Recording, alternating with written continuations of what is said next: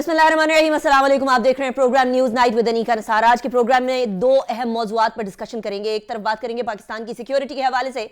आज एक press conference की इंटीरियर मिनिस्टर राना सनाउल्लाह साहब ने, जिसके अंदर एक बार फिर पाकिस्तान के अंदर 2021 के अंदर होने वाला वाकया लाहौर में उसके ताने माने जाकर मिले तो भारत से मिले। पहली टॉप स्टोरी हमारी इसी हवाले से होगी।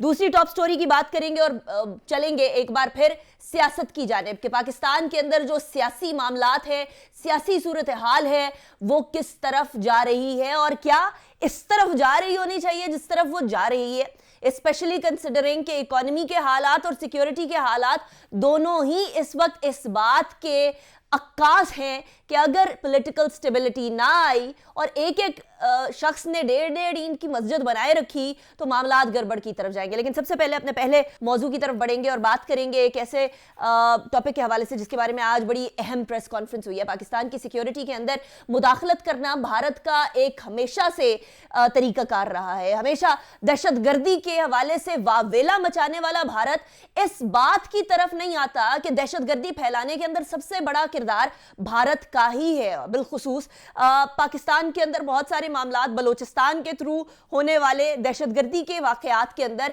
भारत की मुलव्विस होने के ठोस शवाहिद पाकिस्तान के पास मौजूद है और बारहा एटलीस्ट पास के अंदर 2 दफा डोजियर्स ऐसे इंटरनेशनल कम्युनिटी को फराहम किए जा चुके हैं जिसके अंदर पाकिस्तान के अंदर दहशतगर्दी बड़े वाज़े तौर पर भारत के अंदर उसकी इन्वॉल्वमेंट नजर आती है। 23 जून 2021 को जौहर टाउन के अंदर होने वाला धमाका जिसके अंदर 3 अफराद शहीद और 22 अफराद जो है वो जख्मी हुए थे, उसकी बात बिलखुसूस की जाए तो उसके अंदर 22 जनवरी 2022 को लाहौर इंसदादे दहशतगर्दी की अदालत में 4 मुल्जिमान को 9 बार सजाए मौत सुनाई थी। खातून मुल्जिमा को 5 साल कैद सुनाई थी, जिसकी आज तक किसी दहशतगर्द तंजीम ने जिम्मेदारी कबूल नहीं की थी। लेकिन दहशतगर्दी में रॉ के मुलव्विस होने के बड़े ठोस शवाहिद पाकिस्तान के पास मौजूद है। नवीद और सलीम नामी अशखास ऐसे हैं जो कि जौहर टाउन धमाके के मास्टरमाइंड थे।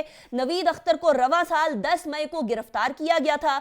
नवीद अख्तर ने जौहर टाउन के अंदर बहुत सारे, जौहर टाउन को छोड़ के बहुत सारी और जगहों के ऊपर भी इसी तरह की रैकी की थी ताकि दहशतगर्दी के काम हो सके, दहशतगर्दी के वाकयात हो सके। एक दहशतगर्द को इस साल अप्रैल में बलोचिस्तान से गिरफ्तार किया गया था और बलोचिस्तान से याद रहे कि माजी में कुलभूषण यादव को भी गिरफ्तार किया गया था। ईद गुल को पकड़ा तो समीउल हक की निशानदही हुई। समीउल हक ने साल 2012 से रॉ के लिए काम करना शुरू किया हुआ था और समीउल हक को बलोचिस्तान से गिरफ्तार किया गया था।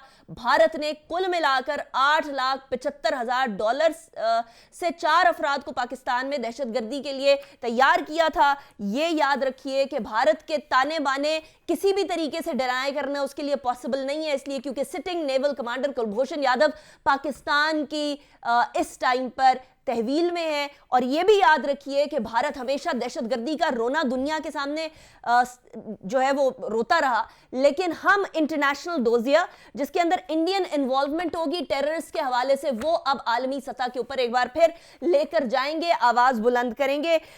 सिर्फ और सिर्फ पॉलिटिक्स के चक्कर में भारत ने हमेशा पाकिस्तान को निशाने पर रखा, दहशतगर्दी के इल्जामात भी हम पर लगाए।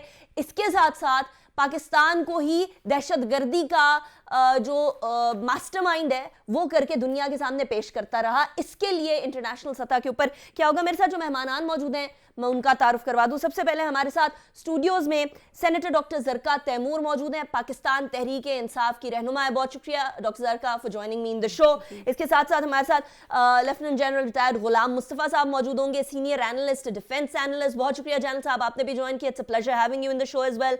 मुफ्ती किफ़ायतुल्लाह साहब हमारे साथ मौजूद होंगे, JUI के रहनुमा हैं। बहुत शुक्रिया मुफ्ती साहब फॉर जॉइनिंग मी। और रुस्तम शाह महमद साहब भी हमारे साथ मौजूद होंगे, फॉर्मर एम्बेसडर भी और obviously western side of Pakistan, western border को भी बहुत बेहतर तरीके से समझते हैं। डॉक्टर ज़रका, पाकिस्तान के अंदर दहशतगर्दी होती है तो कोई रोना नहीं रोया जाता भारत की तरफ से। सबसे ज्यादा पाकिस्तान ने दहशतगर्दी के अंदर जाने कुर्बान की, 70 से 80 हजार हमारी जाने गई। उसके बावजूद भी इल्जाम भारत हम पर ही लगाता रहता है कि दहशतगर्दी जहां भी दुनिया में हो रही है, चाहे जिस भी कोने खुदरे में भी हो रही है, तो पाकिस्तान उसका जिम्मेदार है। लेकिन ये اب سامنے آنا, اس سے پہلے سامنے آنا, کلبھوشن کی فارم کے اندر سامنے آنا کہ پاکستان کے اندر بلوچستان سے KPK سے سندھ سے پنجاب تک جتنے واقعات ہوتے ہیں دہشت گردی کے, اس کے اندر را کی heavy involvement, monetary and physical and intelligence کے حوالے سے تمام انوالومنٹ بڑے واضح طور پر سمجھ آنا. کیا ہم انٹرنیشنل کمیونٹی کو یہ ڈوسیئر تو پکڑا دیں گے, لیکن اس سے زیادہ what do we need to do؟ جی بات یہ ہے کہ ہندوستان, ابھی میں نے ایک کتاب پڑھی, Indian lobbying and its influence on American decision making. دیکھیے ہندوستان ایک بڑی سوچی سمجھی تنظیم کے تحت پاکستان کو اٹیک کرتا ہے, اور 1947 سے یہ کرتا آ رہا ہے, اور ہم یہ باتیں سمجھتے نہیں ہیں. وہ لیئر با لیئر پاکستان کو اٹیک کرتے ہیں ہر طرح سے. آپ کی اکانومی کو وہ الگ اٹیک کرتے ہیں, آپ کے اوپر ڈائریکٹ ٹیررزم کے اٹیک الگ کرتے ہیں. آپ کو یاد ہے وہ جو 790 جو انہوں نے لیبز بنائی ہوئی تھی جن کے تھرو وہ پروپیگنڈا کی مشین چلا رہے تھے, پوری دنیا میں ویب سائٹس تھیں, اور اس طرح کے 20 ان کے کام. پھر آپ کے لوگوں کو وہ خریدتے ہیں, ڈبل ایجنٹ بناتے ہیں, ٹرپل ایجنٹ بناتے ہیں. ہمیں پتہ ہی نہیں ہوتا ہمارے کون سے لوگ جو معذرت کے ساتھ حکومتی عہدوں پہ بیٹھے ہوتے ہیں پاکستان کے اسٹیٹ سیکرٹس جا رہے ہوتے ہیں, اور ہمارا کوئی سسٹم ہی نہیں ہے اکاؤنٹیبلٹی کا. کیونکہ دیکھیے اگر جوہر ٹاؤن میں کچھ ہوا تو وہ ہمارے لوگوں نے ہی کیا نا جو بکے تھے, اور جن کو ایک دفعہ تو ہم نے سزا دی, الحمدللہ ہم نے سزا دی, لیکن یہ پہلی دفعہ تو نہیں ہوا نا, یہ بار بار ہوتا ہے. ہم کیوں نہیں لوگوں کو پکڑتے, ہم کیوں نہیں ان کی ایک نظیر بناتے؟ آپ کو پتہ ہے ہمارے پاس بہت سے ایسے کیسز ہیں جہاں پہ ہمارے اپنے لوگوں نے اور بڑے بڑے لوگوں نے یہ کام کیے, لیکن ہم ڈاکٹر صاحب یہاں ایک بڑا کردار آپ لوگوں کا لیجسلیٹر کا بھی آ جاتا ہے, اس لیے کیونکہ بہت ساری ٹائمز سیکیورٹی ہماری ایجنسیز پکڑ کر آپ لوگوں کو دیتی ہیں, جیل کے اندر ڈالتی ہیں ٹیررسٹ کو, اور ہوتا کیا ہے کہ جسٹس سسٹم کی وجہ سے سم ہاؤ دی ادر وہ ریلیز ہو جاتے ہیں. اور وہ جسٹس سسٹم کا حصہ نہیں ہوں, آپ جسٹس سسٹم کا حصہ نہیں ہے, لیکن you are a legislator, up in the top house of the legislation. Pakistan is one of the heavily legislated countries جہاں پہ امپلیمنٹیشن زیرو. آپ مجھے بتائیں جسٹس کھوسا کی 2018 کی رولنگ ہے کہ ایک آدمی پہ ایک چیز کا ایک ہی کیس بنے گا. اس وقت اعظم سواتی پہ 40 سے زیادہ کیسز ہیں. میں ایک آپ کو نہیں چھوڑ دیں آپ اس کو, مطلب ہمارے ملک میں رول آف لا کہاں ہے؟ ہمارے ملک میں انصاف کس کو ملتا ہے؟ ہمارے ملک میں انصاف صرف اشرافیہ کو ملتا ہے, اور اس کے آگے. اور ہمارا سب سے بڑا جو المیہ ہے وہ یہ ہے کہ ہم اپنے اندر ہی کی لڑائیاں لڑتے رہتے ہیں, جبکہ باہر والے جو ہمارے دشمن ہیں وہ باہر بیٹھے ہمیں اندر سے ہی ہمیں کھا گئے ہیں, اور ہمارا کوئی سسٹم نہیں ہے جس سے ہم اس کو ایڈریس کر سکیں. جیل صاحب ہمارے یہاں ایک فکرہ بڑا زبان زدہ عام ہو گیا اور گھس پٹ گیا ہے کہ ہمیں ان لوگوں کو کیفر کردار تک پہنچانا چاہیے. وہ کیفر اور کردار پتہ نہیں کدھر ہے, سمجھ کچھ نہیں آتی ہے. بٹ ایک بات بڑی واضح ہو گئی ہے کہ کوئی شخص دہشت گردی کرے, کوئی شخص جو ہے پاکستان کے مفادات کے خلاف کام کرے, کوئی شخص را کا ایجنٹ بن جائے اور ایسا رزق کمائے جو کہ سراسر حرام ہو, ایسی صورتحال کے اندر ہم لوگوں کا جسٹس سسٹم کیا ان لوگوں کو کیفر کردار تک پہنچانے میں کوئی کارآمد ثابت ہو سکا؟ لیکن ہمیں اس کے مختلف پہلوؤں کا جائزہ لیتے ہوئے پہلے تو یہ اقرار کرنا چاہیے کہ بھارت اس سلسلے میں بڑے کامیابی کے ساتھ پاکستان کو نشانہ بنائے ہوئے ہے, ہم نشانہ بنے ہوئے ہیں, اور لگاتار مار پڑ رہی ہے ہمیں. اور اس کے بارے میں ہم نے جو کچھ بھی کیا ہے اپیرنٹلی اور بڑا واضح ہے کہ اٹ از ٹوٹلی انسفیشینٹ. دنیا نے اس چیز کا نوٹس ہی نہیں لیا. دنیا اتنی کمال کی ہے کہ سال اوائل میں اگر آپ کو یاد ہو تو 3 بڑے میجر ان کے جو اسمگلنگ رنگ پکڑے گئے تھے جس میں یورینیم اسمگل ہو رہا تھا. دنیا تو بھارت سے یہ بھی نہیں پوچھا, اس سے دنیا نے بھارت سے نہیں پوچھا کہ آپ کی 7 کمپنیاں بلیک لسٹ ہو گئی تھیں داعش کو سپورٹ کرتے ہوئے. مسئلہ یہ ہے کہ پاکستان اپنا کیس صحیح طریقے سے تیار نہیں کر پاتا ہے, صحیح طریقے سے پیش نہیں کر رہا. اور کیس کا یہ نہیں کہ آپ نے ایک دفعہ ڈوزی بنا کے چھوڑ دیا کہیں, اس کے بعد آگے لے کر نہیں چلے. اور اس میں ہماری کمزوریاں چاہے وہ لا فیئر ہے, چاہے وہ ہمارے فورن افیئرز کی ڈپلومیٹک ایفرٹ ہے, چاہے وہ نیشنل لیول پر ایک کوہیسو رسپانس ہے, ہم ہر شعبے میں اس میں وی ہیو فاؤنڈ لیکنگ. آپ اگر یاد کریں تو نیکٹا جب بنا تھا تو نیکٹا کافی دیر تک بنا رہا. کنورسیشن ہوگا جی نیکٹا کا جو پہلا گورنر باڈی کا اجلاس ہوا تھا وہ ہوا آ کے میرے خیال 2018 میں یا 2019 میں اجلاس ہوا. اس کے بعد پھر نیکٹا وہیں کا وہیں بیٹھا ہوا ہے.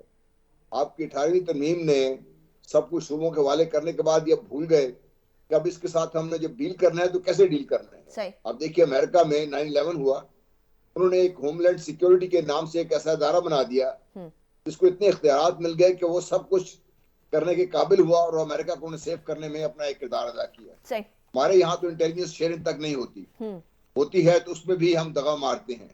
और जहाँ तक सूबों का ताल्लुक है, वहाँ देखिए सिंध में, ये याद है मुझे कि 2018 से पहले 15-16 में बार बार इशू होता था कि रेंजर्स को 3 महीने के लिए रिक्वेस्ट होती थी, उसके बाद उन बेचारों को फिर बार बार हुकूमत के पास जाना पड़ता था कि हम क्या करें। अब 30 साल हो गए, रेंजर्स कराची शहर में डिप्लॉयड हैं, उन्होंने अपनी कैपेसिटी बिल्डिंग नहीं की कि पुलिस का काम रेंजर्स से ना लिया जाए। और इस किस्म के बहुत से ऐसी चीजें हैं जिसमें हमारी बहुत बड़ी कमजोरियां हैं। राइट। हमारी जो रीच है, मीडिया की रीच है, ठीक है, वो सिवाय पाकिस्तान के बाहर कोई और सुनने को तैयार नहीं है। इसलिए सुनने को तैयार जान साहब इसमें एक बहुत इंपॉर्टेंट किरदार इस चीज का भी हो सकता है कि अगर आप $6 बिलियन के फॉरेन रिजर्व्स पे बैठे हो और वहां सैकड़ों बिलियन डॉलर के रिजर्व्स की बात कर रहे हो तो फिर मवाजना बड़ा मुश्किल हो जाता है। At this point in time Pakistan का मौकफ बिल्कुल दुरुस्त है और जिसने सुनना हो वो ट्रांसलेट करके भी सुनता है। जितनी एम्बेसीज इधर इस्लामाबाद के हल्के में बैठी हैं वो सारे हमारे प्रोग्राम्स जो हैं वो ट्रांसलेट करके सुन भी रही होती हैं। भारत के करतूत भी उनके सामने आ रहे होते हैं लेकिन सारे कबूतर की तरह आंखें बंद कर देते हैं। इससे मुझे वो मवाजना याद आता है कि किसी जमाने में हिटलर की हरकतों के ऊपर भी सारे आंखें बंद किया करते थे और आज नरेंद्र मोदी की हरकतों पर सारे आंखें बंद करके बैठे हुए हैं, कोई देखने को तैयार नहीं है। लेकिन ये डोसिया अभी जिसकी मैं बात भी कर रही थी, जिसके बारे में आप भी फरमा रहे थे, उसके अंदर भी ये वाज़े तौर पर है, हमें ये पता भी है कि जो पहले 5 टेररिस्ट थे उनका नेटवर्क एंटी टेररिज्म कोर्ट ने 12 जनवरी 2022 को इनको कन्विक्ट कर दिया था। उसके बाद ट्रेस हुआ रॉ के हवाले से सारी की सारी चीजें। इसके बारे में चले बाकी सारा कुछ नहीं सुनते लेकिन लॉफेयर तो हम कुछ कर सकते हैं। Should we go to International Court of Justice, should we go on other forums जहां कानूनी तौर पर भारत को इस बात पे पाबंद किया जाए कि वो अपने इर्द गिर्द के मुमालिक के अंदर दहशतगर्दी फैलाना बंद करे और अपने हेजेमोनिक जो अज़ाइम है उनको कर्ब करे। देखिए बात आपकी सही है कि भारत एक प्रेफर्ड ऑप्शन है दुनिया के लिए फॉर डिफरेंट रीजंस, लेकिन उसका ये मतलब नहीं है कि पाकिस्तान इसको बिल्कुल जीरो है और पाकिस्तान की कोई हैसियत नहीं है, वक़्त नहीं है। ठीक है, हमारे बहुत हालात बहुत खराब हैं, इसमें बहुत सारी जिस आप लॉफेयर की बात कर रही हैं ये प्रॉपर अब एक वॉरफेयर का हिस्सा बन के रह गया है और आजकल जिस किस्म की वॉरफेयर हो रही है इसमें इसका मेजर रोल है। इसको हम लेकर आगे चले ही नहीं। जितने भी फोरम्स हैं, इंटरनेशनल फोरम्स हैं, चाहे वो इंटरनेशनल कोर्ट ऑफ जस्टिस है, यूएन है और दूसरे जितने भी ह्यूमन राइट्स ऑर्गेनाइजेशन के फोरम्स हैं, वहां पर हमने इसको रेज नहीं किया और ये कंसिस्टेंसी मांगता है। इस प्रोसेस को आपने कंसिस्टेंटली इसके ऊपर रहना है। ये वन ऑफ नहीं है कि आपने एक डोजर पेश कर दिया और खुश होकर बैठ गया, ये हमने डोजर दे दिया, अब इसके बाद सब कुछ बात दुनिया करेगी। दुनिया क्यों करेगी? दुनिया का इंटरेस्ट पाकिस्तान के साथ होगा तो करेगी। फिर एक और बड़ी बात जो मुझे कहते हुए बड़ा डर भी लगता है कि हमने अपने आप का हाथ बांध के बैठ गए हम लोग कि भी आए मारे, जो मारना चाहे मारता रहे हमें। कि हम सिर्फ मार खाने के लिए रह गए हैं कि हमारे हाथ इतने कमजोर हैं कि हम आगे तक पहुंच नहीं सकते। देखिए दुनिया पाकिस्तान को दुनिया जिस तरीके से भी ब्लेम कर रही है, दुनिया बात आपकी तब सुनेगी जब पाकिस्तान की कोई न्यूसेंस वैल्यू होगी। और हमने न्यूसेंस वैल्यू अपने आप को माली तौर पे कमजोर कर लिया, पॉलिटिकली हम ऑलरेडी अनस्टेबल हैं पाकिस्तान के अंदर। इसको हम अपने मसाइल को हल करने के लिए खुद जो हम कर सकते हैं और वो करने को तैयार नहीं है, तो दुनिया हमारी क्यों बात सुनेगी? राइट। अच्छा जान साहब, let me go on a break right on this point. लेकिन इससे मुझे एक बात जरूर याद आती है कि पाकिस्तान के अंदर जब तक इस तरह के जमीर फरोश जो कि अपनी माँ को, अपने मुल्क को बेचने को तैयार हो जाएंगे, तब तक मुल्क के अंदर स्टेबिलिटी कैसी आएगी? और वही अल्लामा इकबाल का शेर भी याद आता है कि ए तायरे लाहूती उस रिज़्क से मौत अच्छी जिस रिज़्क से आती हो परवाज में कोताही। ब्रेक की तरफ जाएंगे, ब्रेक के बाद वापस आएंगे, उसके बाद फिर कंटिन्यू करेंगे डिस्कशन को।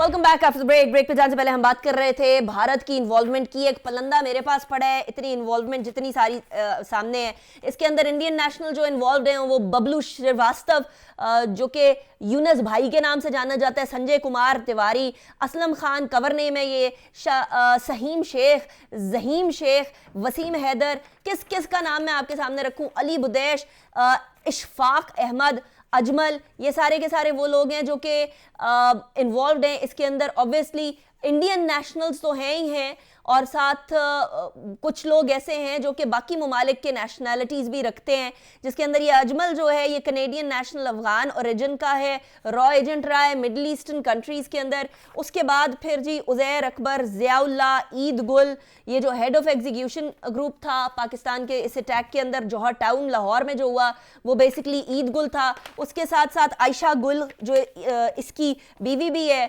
खातून जो इन्वॉल्व थी, आपको याद होगा जो वीडियो सामने आई थी उसमें एक खातून थी, Naveed Akhtar, Peter Paul David, Sajjad Hussain. अब इन लोगों को दिल करता है कि पकड़ के ना इस मुल्क से तो बाहर फेंके या इस दुनिया से ही बाहर जहन्नम वासिल करें इनको, कि वही वाली बात जो मैं अल्लामा इकबाल का शेर आपके सामने रख रही थी, कैसे लोग जो अपनी माँ को बेचने को तैयार हो जाएं, मुल्क माँ होता है, माँ को बेचने को तैयार हो जाएं, उनके अंदर शर्म किस तरीके से आप इंस्टिल करें। मुफ्ती साहब जो सवाल मैंने रखा है कि वेस्टर्न बॉर्डर ईस्टर्न बॉर्डर दोनों ही इस टाइम पे भारत अपनी स्ट्रेटेजिक डेप्थ में लगा हुआ है, मसाइल हमें फेस करने पड़ रहे हैं काम पाकिस्तानी को, और ऐसे में ये बिक जाने वाले लोग और ज़्यादा पूरे मुल्क को बदनाम करते हैं।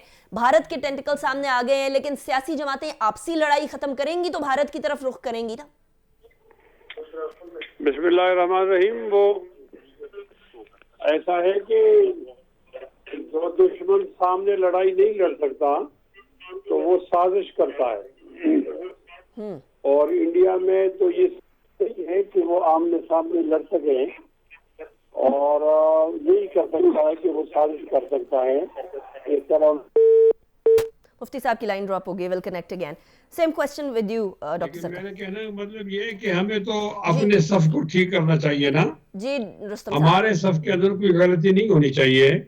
कुछ माजी में हमसे गलतियां हुई हैं, वो ये कि जब जहां मुज़ाकरात की जरूरत होती है तो वहां मुज़ाकरात करने चाहिए, और जहां ऑपरेशन की जरूरत होती है तो ऑपरेशन करना चाहिए। तो हमने अपनी साफ ऑपरेशन की सही जगह करने के लिए मुज़ाकरात मुफ्ती साहब अपनी साफ सही करने के लिए पहले मिलकर बैठना तो होगा ना। इधर वो नेशनल सिक्योरिटी की मुलाकातें होती थी, खान साहब नहीं आते थे, अब ये नेशनल सिक्योरिटी के मिलकर इश्यूज जो हैं वो वहाँ आप लोग खान साहब के साथ नहीं तमाम आते। कॉर्नर पर बात होनी चाहिए और सर जोड़कर ये जरा मुश्किल वक्त है।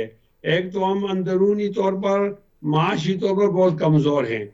अगर इमरान साहब की हुकूमत तो भी हमारे यही हाल था और अब भी यही है, और दूसरा ईरान की तरफ से जो खबरें आ रही है अफगानिस्तान की तरफ से, और ये मुफ्ती साहब आपके कनेक्शन के अंदर थोड़े से डिले आ रहा है, I'll get back to you। लेकिन डॉक्टर सर का यही सवाल मैं आपकी तरफ, मिलकर बैठना चाहिए, मुल्की मफाद, हमें सारे सियासतदानों को यकजा हो जाना चाहिए and so on so fourth, लेकिन मिलकर बैठना एक बात अलग है। परवेज खटक साहब की तरफ से बड़ी इंटरेस्टिंग एक स्टेटमेंट आई है कि अगर मामलात को मिलकर बैठकर बात करने को तैयार हैं, लेकिन ऑब्वियसली कुछ शराइत आप लोगों की हैं जो शराइत आप लोग at this point in time पूरी करवाना चाह रहे हैं। ये ऑलिव ब्रांच है जो आप लोग दे रहे हैं कि मिलकर बैठकर बात करने को तैयार हैं विद सम शराइत।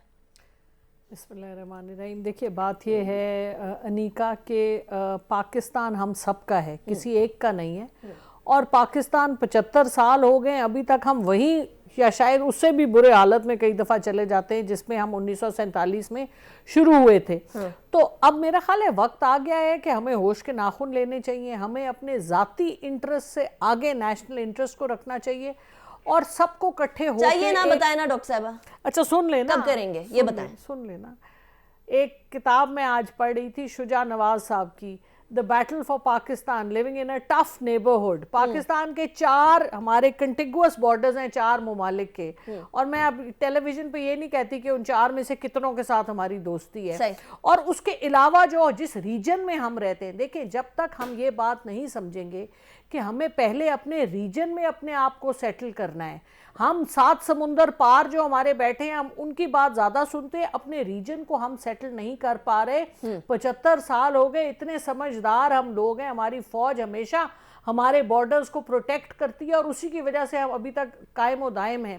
لیکن لڑنے کے علاوہ ہمیں کچھ سوچ کا عنصر بھی لے کے آنا ہے کہ یہ کیا وجہ ہے کہ ہم اپنے ریجن میں, دیکھیے جب تک پاکستان اور ہندوستان اور ہمارا ریجن سیکیورٹی اور پیس کے اوپر ہم فوکس نہیں کریں گے, ہم اسی طرح کی دہشت گردی کے زمرے میں ہم پہ وار کیے جائیں گے, کبھی افغانستان سے, کبھی ہندوستان سے, کبھی کہیں سے, کبھی کہیں سے, اور آپ کو پتہ ہی نہیں چلتا آپ کا دشمن کہاں ہے, وہ آپ کے اندر ہی بیٹھا ہوتا ہے.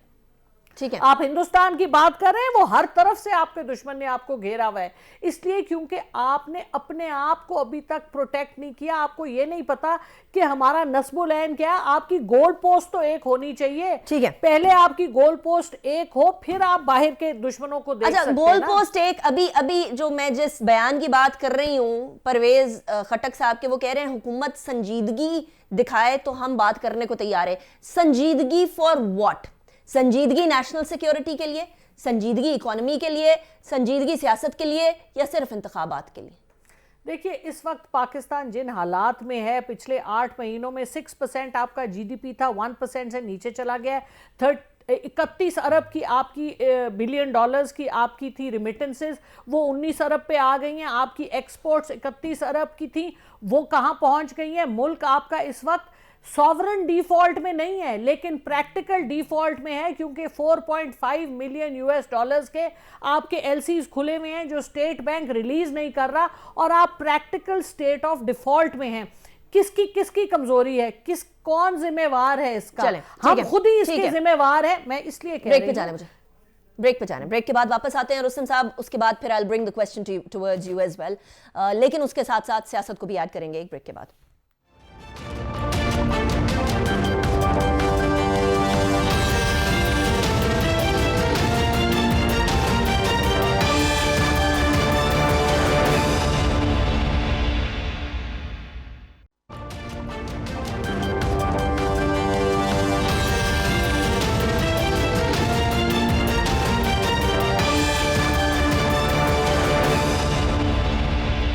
بیک آف دا بریک پہ جانے سے پہلے ہم بات کر رہے تھے کہ کس قدر بھارت نے دہشت گردی کے اندر اپنا نام بنا لیا ہے اور اب پوری دنیا کو بتانا باقی رہتا ہے. اب ذرا دوسرے موضوع کی طرف آئیں گے. دوسری ٹاپ سٹوری ہماری پاکستان کی سیاست ہے. عمران خان صاحب کی ساہیوال سرگودا ڈویژن کے تمام اور ساتھ ہی میاں والی ڈویژن کے تمام جو اراکین اسمبلی ہیں ان سے ملاقات ہوئی, ان سے بات ہوئی. اس کے اندر انہوں نے پھر وہی والی تاریخ کی بات کی جس تاریخ کے بارے میں ہم بارہا بات کر چکے ہیں, 20 دسمبر کی تاریخ. اور وہ کہتے ہیں کہ اس سے پہلے ہم تمام کی تمام اسمبلیاں جو ان کے پاس ہیں, کے پی کے پنجاب, وہ تحلیل کر لیں گے. کاف لیگ اہم اتحادی ہیں, انہیں اپنے فیصلہ سے آگاہ کر دیا گیا, اور مسلم لیگ کاف اسمبلی کی تحلیل کے معاملے پر ایک پیج پر ہے, ادھر ادھر نہیں ہے, اور ایک صفحے پر یعنی ایک کتاب کے ایک صفحے پر ہی ہے. ارکان نے اسمبلی کی تحلیل کے فیصلے کی توثیق کر دی ہے. یہ والا میٹر جو ہے اب کیا 20 دسمبر تک ہو سکے گا یا نہیں ہو سکے گا؟ ڈاکٹر زرکا جی دیکھیے جی, تو 20 دسمبر کو ہی پتہ چلے گا نا, 7 دن رہ گئے. دیکھیں 13 تاریخ ہے. بالکل نہیں, دیکھیں ایک ڈیسیجن ہو چکا ہے اور وہ پھر آپ کو عملی جامہ اس کو پہناتے ہوئے ہم نظر آئیں گے, لیکن ہر کام اپنے وقت پہ ہی صحیح لگتا ہے. تو دیکھیے اس وقت ملک میں جو ایک ہیجان اور جو ایک معاشی اس قدر گراوٹ ہے, اس کی وجہ آپ کی سیاسی غیر یقینی ہے. اور یہ جو اتنے آپ لے کے آئے تھے کامیاب سیاستدان جو 3 دفعہ ملک کے حکمران رہ چکے ہیں اور ہر باری ملک کا دیوالیہ کرتے ہیں اور خود امیر ہو کے بڑے بڑے اپارٹمنٹس, بڑی بڑی چیزیں لے لیتے ہیں, تو یہ تجربے دوبارہ کرنے کے لیے پتہ نہیں کون عقل مند, کون سا افلاطون اور کون سا ارسطو ہے جو یہ ایکسپیریمنٹ دوبارہ کرتا ہے. ہم تو ہاتھ اٹھا کے دعا کرتے ہیں کہ اللہ تعالیٰ ان کے ذہن کھول دے, ان کو کوئی سمجھ آ جائے. اب بات مجھے ذرا مفتی صاحب کے پاس سوال جب میں بات کرتی ہوں تو آپ مفتی صاحب پہ چلی جاتی ہے, کبھی آپ بریک لے لیتی ہیں, کبھی آپ میرے فلو کو آپ انٹرپٹ کرتی ہیں. مفتی صاحب کا تو آپ کا نہ ویڈیو مل رہا ہے نہ ویڈیو پہ بیٹھے ہوئے ہیں, آپ مجھے ان سے بھی سوال کرنے تھے نا, بریک پہ جانے سے پہلے بات کریں, پھر ان کی بات پہ مجھے لے کے میں بات کروں گی, لیکن let me go towards it because آپ ان کو ایکسپیریمنٹ کہہ رہی ہیں. مفتی صاحب, ڈاکٹر زرکا کہہ رہی ہیں کہ بار بار ایکسپیریمنٹ, آپ لوگوں کی جتنی بھی حکمران جماعتیں at this point in time اتحادی جماعتیں, وہ ایکسپیریمنٹ کوئی کر رہا ہے پاکستان کے ساتھ, صحیح ایکسپیریمنٹ نہیں ہے. آپ لوگ ایکسپیریمنٹ توبہ توبہ پاکستان کا تباہی انہوں نے کر دی. شہباز شریف نے کہا تھا ہم آ جائیں 6 مہینے میں پاکستان کو ترقی کی راہ پہ لے جائیں گے. پاکستان کو سوورن ڈیفالٹ کے دہانے پہ اور پریکٹیکل مفتی صاحب والے سوال کا جواب دے دیا. ان کے پاس کیا جواب ہے یار؟ ان کا ٹائم تھا کچھ دکھانے کا. چلے انہیں جواب تو دینے دینا. اپنا NRO لیا, اپنے کیسز ختم کیے اور پوری دنیا کے چکر لگائے. 80 لوگوں کی کابینہ نے پاکستان کی غریب عوام کے خرچے پہ. اب آپ یہ شکایت کر سکتی کیونکہ آپ نے ان کے سوال پہ بھی جواب دے دیا. مفتی صاحب اب آپ جواب دے دیں. اب بہت شکریہ جو محترمہ نے تھوڑا وقت بخش دیا. یہ ایسا ہے کہ اقتدار میں آنے سے پہلے ہر ایک آدمی دعویٰ کرتا ہے. جس طرح انہوں نے میاں شہباز شریف کی بات کی تو ٹھیک ہے, اس وقت نہیں کہنا چاہیے تھا. لیکن جب ہم 1 کروڑ نوکریوں کی بات سنتے ہیں یا کہتے ہیں کہ 50 لاکھ ہمارے گھر ہوں گے اور اتنے ڈیمز ہوں گے, تو یہ اس کا معنی یہ کہ ہماری سیاست کی ایک روایت بن گئی ہے کہ ہم بڑے بڑے دعوے کرتے ہیں. جب پریکٹیکل طور پر حکومت ملتی ہے تو ایسا مشکل ہوتا ہے. ہمیں سنجیدہ گفتگو کرنی چاہیے. مفتی صاحب یہ سنجیدہ گفتگو نہیں تھی, مطلب آپ لوگ مذاق کر رہے تھے تب جب آپ لوگ کہہ رہے تھے ہم اقتدار میں آئیں گے چیزیں نہیں کر دیں گے. ذرا سن لیا جائے. زندگی میں ایسے موقع آتے ہیں کہ جب اپنی سیاسی وابستگی سے بالاتر ہو کر سوچا جا سکتا ہے. انٹرسٹنگ. یہ کون سا موقع ہوتا ہے کہ جب ملک پر سخت موقع آتا ہے. میں یہ سمجھتا ہوں کہ ہم خارجہ طور پر بالکل الگ ہو گئے ہیں. ایران کے ساتھ ہمارے تعلقات اچھے نہیں ہیں اور افغانستان سے ہم پہ حملے ہو رہے ہیں اور یہ ایک ہی چین رہ گیا بیچارہ. آپ پڑوسی تبدیل تو نہیں کر سکتے, آپ نے ان پڑوسیوں کے ساتھ گزارا کرنا ہوتا ہے. جب یہ پوزیشن آ گئی ہے تو اب یہ ملک کی سلامتی کا معاملہ آ گیا ہے. اب کیا ہونا چاہیے؟ عوام ووٹ دیتے ہیں, عوام ووٹ دیتی ہے سیاسی جماعتوں کو. اب سیاسی جماعتوں کے پاس عوام کا اختیار ہے. یہ لوگ آپس میں مل بیٹھ کر ایک سولوشن کی طرف آگے بڑھیں. یہ بتا دیں کہ ہماری اندرونی لڑائی اپنی جگہ پر رہے گی, اختلاف رہے گا, لیکن ملک کے لیے ہم ایک ہیں. اب یہ چند لوگ ہیں, یہ زیادہ لوگ نہیں ہیں. اس کو آپ یہ سمجھے 15-20 کے درمیان ایسی سیاسی جماعتیں جن کا پارلیمنٹ میں حصہ ہے. یہ لوگ اگر ایک میز کے آس پاس بیٹھ جائیں اور ایک متفقہ لائحہ حمل پہ کریں, میں سمجھتا ہوں لڑنا نہیں پڑے گا. یہی میسج جو ہمارا جائے گا وہ دشمن کے لیے کافی ہو جائے گا اور بہت سارے مسئلے ہو جائیں گے. لیکن جب تک آپ نہیں بیٹھتے تو آپ کو کمزور سمجھا جائے گا. اس لیے بیٹھنا ضروری ہوگا. جنرل صاحب, مفتی صاحب نے ابھی سیاست سے بالا تر ہو کے یہ بات کہی ہے کہ سب کو بیٹھیں گے, مل کر بیٹھ کر قومی سلامتی کے اوپر ایٹ لیسٹ 1 پیج پہ آ جائیں گے تو معاملہ ٹھیک ہونے کی طرف چلا جائے گا.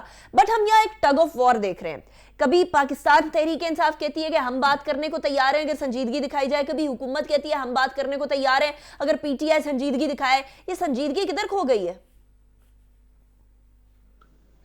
دیکھیے ہم تو یہی دیکھ رہے ہیں کہ سنجیدگی شاید دونوں سائڈ سے نہیں دکھائی جا رہی. بیسیکلی تو یہ حکومت کا موقف ہونا چاہیے. اگر حکومت کو ایک قدم نیچے بھی آنا پڑتا ہے, ایک قدم آگے چل کے جانا پڑتا ہے, تو حکومت کا فرض ہے یہ کام کرے آگے جا کر.